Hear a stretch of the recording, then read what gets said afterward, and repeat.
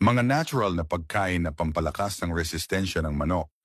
Para mapanatiling malusog at malakas ang iyong mga manok, hindi lang sapat ang karaniwang pagkain. Kailangan din nila ng natural na pampalakas ng resistensya. Isa sa pinakamagandang pagkain para dito ay ang malunggay. Mayaman ito sa bitamina at mineral na tumutulong sa mas matibay na immune system. Pwede mo ring bigyan ng luya at bawang ang iyong mga manok. Ang mga ito ay may natural na antibacterial properties na nakakatulong sa pag-iwas sa sakit. Maaaring ihalo sa kanilang inumin para sa dagdag na proteksyon. Huwag ding kalimutan ang kalabasa. Ang mataas nitong beta-carotene ay tumutulong sa magandang paningin at pangkalahatang kalusugan ng mga manok.